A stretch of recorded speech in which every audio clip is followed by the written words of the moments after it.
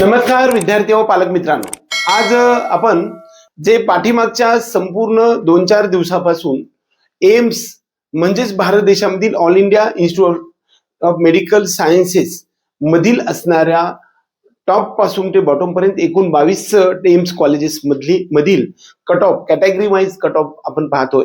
त्यामध्ये आजचं जे कॉलेज आहे ते म्हणजे एम्स भोपाळ। एम्स भोपाळ म्हणजे हे मध्य प्रदेश राज्यामधील भोपाळ या ठिकाणी स्थित असून या ठिकाणचा कॅटेगरी वाईज म्हणजे अनरिझर्व्ड टू एसटी कॅटेगरी पर्यंत असणाऱ्या प्रत्येक राऊंडचा कट ऑफ किती राहतो यावरती आपण आज चर्चा करणार आहे।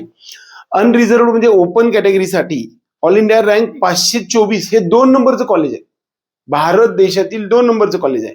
एम्स दिल्ली झाले की लगेच आपल्याला एम्स भोपाळचा कट ऑफ राहतो किंवा भुवनेश्वरचा कट ऑफ राहू शकतो।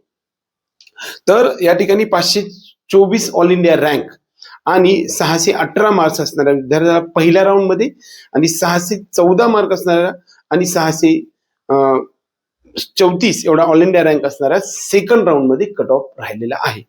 ईडब्ल्यूएस कॅटेगरीसाठी 1582 ऑल इंडिया रँक पहिल्या राऊंड मध्ये आणि 596 स्कोर असणाऱ्या स्टुडंटला नंतर मात्र या ठिकाणी ईडब्ल्यूएस चे सर्व सीट्स फुलफिल झाले आणि परत मात्र एकही सीट वेकन्सी राहिली नाही।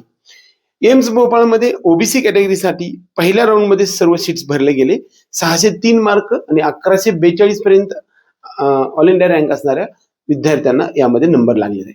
नंतर मात्र राऊंड 2 आणि 3 आणि 4 मध्ये म्हणजेच स्टे वेकन्सी राऊंड मध्ये एकही सीट वेकन्सी नव्हती। एससी कॅटेगरीसाठी पहिल्या राऊंड मध्ये 564 मार्काला शेवटचं कट ऑफ राहिलेलं आहे आणि 7030 एवढा ऑल इंडिया रँक आहे।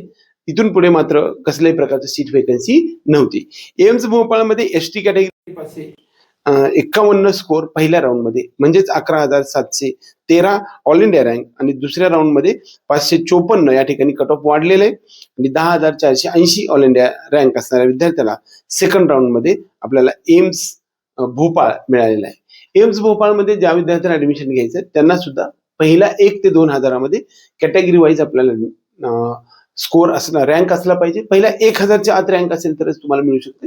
माझं तर म्हणणं आहे की पहिल्या 500च्या आतच किंवा 200च्या आत असेल तरच तुम्हाला एम्स भोपाळ मिळू शकणार आहे। महाराष्ट्र राज्यामधील खूप सारे विद्यार्थी या ठिकाणी असतात।